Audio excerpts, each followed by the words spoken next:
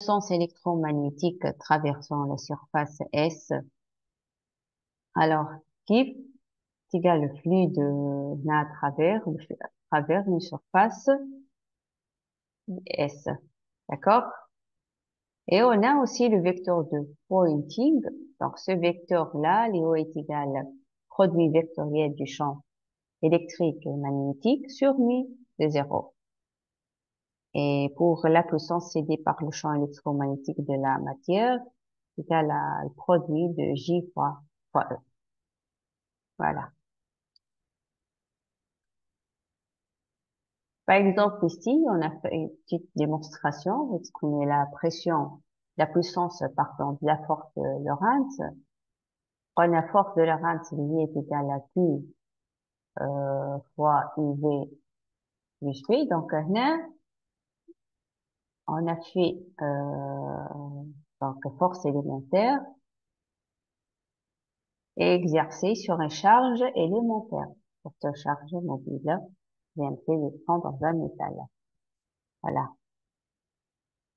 Et donc, sachant que J est égal à rho mv, et dans le cas d'un conducteur ohmique, donc on a J est égal gamma E, rho de V alors égal gamma E carré super réseau, converti en chaleur dans la matière, ce qu'on appelle l'effet Joule.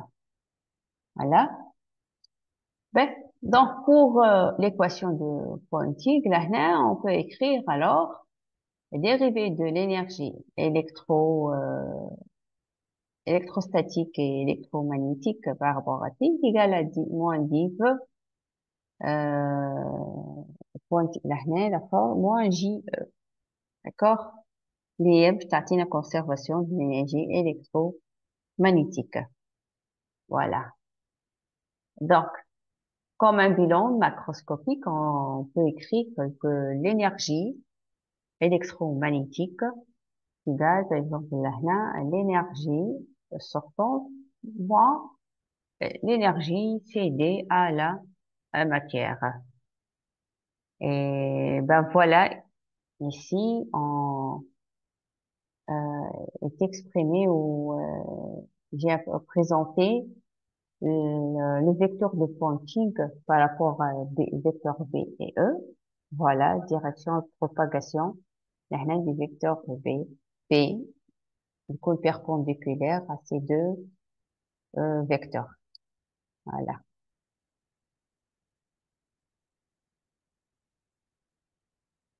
شوفوا لهنا مثال par exemple le B en vert champ en rouge et le bleu là c'est le P vecteur quantique toujours est perpendiculaire.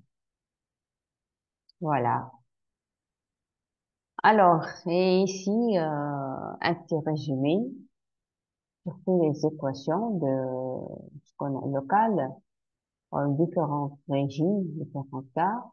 Donc, on a les équations locales, généralement, on a l'équation Maxwell-Lagos, Faraday, l'équation du flux et Maxwell dans Terre.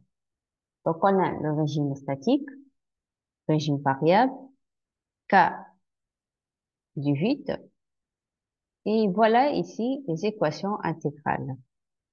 Voilà. Donc, pour, par exemple, régime statique et régime variable, pour l'équation de Maxwell, c'est la même. Ça diffère pour Faraday, donc c'est égal à nul, alors qu'ici, régime variable, on a une relation entre champ magnétique et le champ E, donc le B dépend de E. Pour le flux, toujours égal à nul. Et là, on a fait régime donc statique. On a l'epsilon, ce terme-là est nul par rapport au régime variable. Voilà. Alors, donc, dans le cas vide, alors ici pour divergence, pour Gauss, pardon, donc div de E est égal à 0, lorsque ρ là est égal à 0. Et pour donc toujours on a une dépendance entre le champ électrique et magnétique. div de B toujours est égal à 0. Et alors, là, donc, on a le champ de déplacement. On a mu 0 de J. Ce terme-là est nul. Voilà. Lorsqu'on est, toujours, on a dépendance linéaire entre E et B. Et ben, voilà ici, donc, l'équation intégrale pour chaque équation. Voilà. Donc, on passe maintenant quelques applications. Premier exercice, par exemple, on va voir l'équation de Maxwell-Ampère pour un milieu conducteur. On considère un milieu de conductivité gamma pour lequel le courant de conductivité terminaire JC est lié au champ électrique E par la loi d'Ohm JC est égal à gamma E. On suppose que gamma a la même valeur en régime alternatif qu'en régime permanent et que le milieu considéré a les mêmes constantes epsilon 0 et mu 0 que le vide.